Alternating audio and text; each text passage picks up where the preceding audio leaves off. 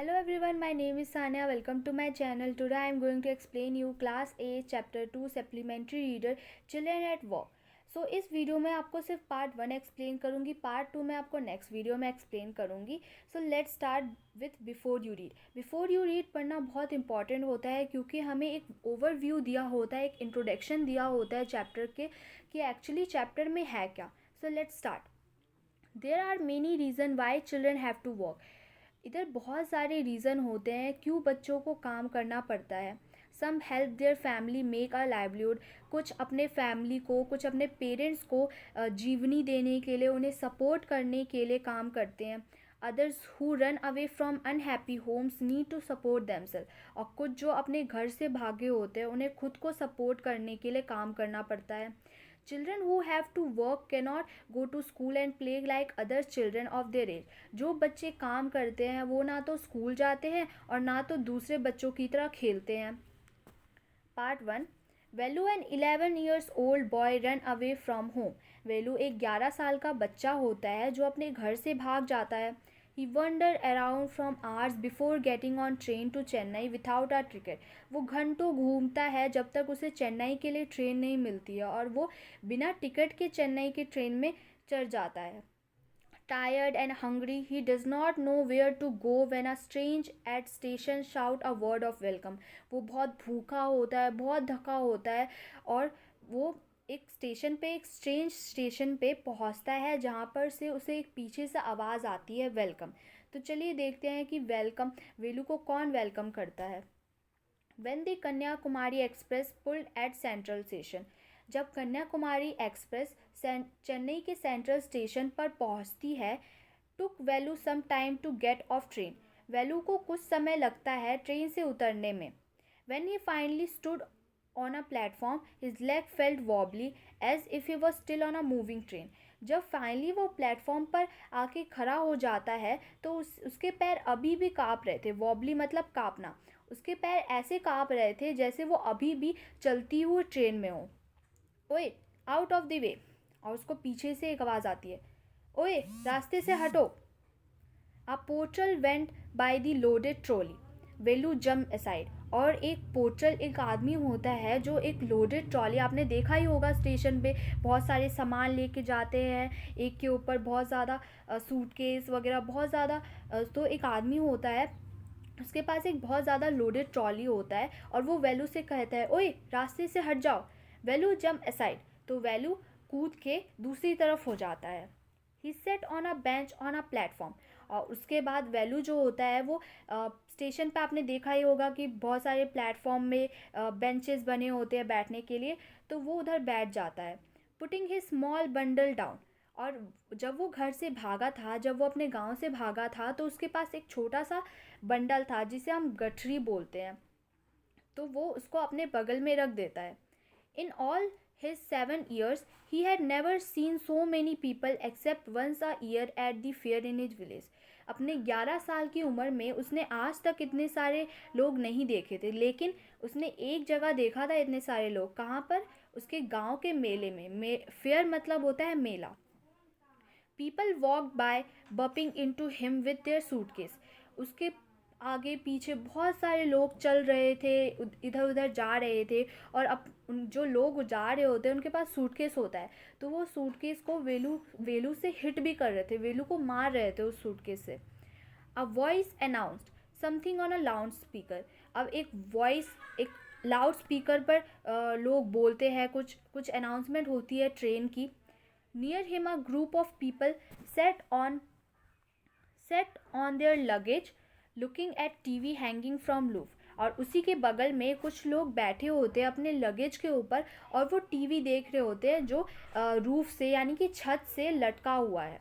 The noise was terrible. और उधर बहुत ही ज़्यादा भयानक आवाज़ आ रही थी. टेरिबल मतलब भयानक. Velu put his head down on his knee feeling miserable and exhaustable. Velu अपना सिर घुटने के नीचे रख के सो जाता है. वो बहुत ही ज़्यादा घबराया हुआ था, बहुत ही ज़्यादा थका हुआ था. He had run away from his village 2 days एगो. उसको अपने गांव से भागे हुए 2 दिन हो गए थे. For 2 days he had eaten nothing but some peanuts and a piece of jaggery. उसने 2 दिन से कुछ भी नहीं खाया था, लेकिन कुछ पीनट्स यानी कि मूंगफली और जैगरी मतलब गुड़, उसने गुड़ और मूंगफली खाए थे। In his bundle he carried a shirt, a towel and com. जो वो गठरी लिया हुआ था उसके अंदर उसका एक शर्ट था, एक तौलिया था और एक कंघी था। He had walk for most of first day to Kenaur and then go to off train to Chennai. पहले दिन तो वो केनौर तक चला पैदल, उसके बाद उसे चेन्नई के लिए ट्रेन मिल गई। Velu has had no money for a ticket but luckily the ticket collector did not come to unreserve compartment. Velu के पास तो अब पैसे नहीं थे टिकट खरीदने के लिए, पर ये बात बहुत अच्छी हुई कि जिस ट्रेन के डब्बे पे वेलू चढ़ा था यानी कि उस ट्रेन में था, उसके अंदर टिकट कलेक्टर आया ही नहीं। He had try to sleep on floor near the door. अब वो जो वैल्यू था वो सोने की कोशिश करने लगा ज़मीन पर, और जो ट्रेन का दरवाज़ा होता है ना उसके पास ज़मीन पर सोने की कोशिश करने लगा। A group of man next to him had played card and shouted all night. और उसी के बगल में बहुत सारे आदमियों का झुंड था जो पूरे रात भर ताश खेलते रहे और बहुत चिल्ला रहे थे। ए व्हाट न्यू टू टाउन ए। अब एक अचानक से अब एक आवाज़ आती है, ए क्या नए हो टाउन में। कॉल्ड आ रफ वॉइस, और उसकी जो वॉइस होती है बहुत रफ होती है। वेलू ओपनड हिज आइज। अब वेलू उस आवाज़ को सुन के आँख खोल लेता है। There were a lot of people standing around but nobody was looking at him. उसके आसपास इतने सारे लोग थे पर कोई भी वेलू से ना बात कर रहा था ना उसकी तरफ देख रहा था। हियर ए, इधर इधर देखो। ही टर्न अराउंड। वेलू जो होता है वो पीछे घूम के देखता है। Behind him was a girl around his own age. और जब वो पीछे देखता है तो उसी की उम्र की एक लड़की होती है, wearing a long baniyan that came down to her knees. और उस लड़की ने बहुत बड़ा सा बनियान पहना था जो उसके घुटने तक आ रहा था। देखिए यहाँ पर एक लड़की है ना इसने बनियान पहना है, इसी की बात हो रही है। Her hair was stiff and brownish that she had a huge sack on her shoulder. उसके जो बाल थे वो स्टिफ थे, स्टिफ मतलब बहुत रूखे और ब्राउनिश मतलब भूरा। उसके बाल बहुत ही ज़्यादा कांटेदार थे, बहुत ही ज़्यादा हार्ड थे और भूरे कलर के थे। और उसने अपने कंधे पर एक बोरा, सेक मतलब होता है बहुत बड़ा सा बोरा रखा था। She was picking up dirty plastic cups from the floor and stuffing them. वो बहुत सारे गंदे प्लास्टिक कप्स बोतल ज़मीन से उठाकर अपने सैक के अंदर यानी कि अपने बोरे के अंदर भर रही थी। Why is she calling me. अब वेलू सोचता है ये मुझे क्यों बुला रही है। थॉट वेलू सोचता है। And why is girl wearing a banian. और वेलू ये भी सोचता है कि इस लड़की ने बनियान क्यों पहना है। No need to stare stupid. अब जो लड़की होती है वो बोलती है मुझे ऐसे घूरने की ज़रूरत नहीं है। What is your name. तुम्हारा क्या नाम है, वो लड़की पूछती है वैल्यू से। Velu muttered, Velu looking away. Velu बहुत धीरे और इधर उधर देखने लग जाता है। So mister Velu said the girl looking at his bundle run away from home. So वो लड़की पूछती है मिस्टर वैल्यू, लुकिंग मतलब उसके गठरी को देखते हुए बोलती है घर से भागे हो।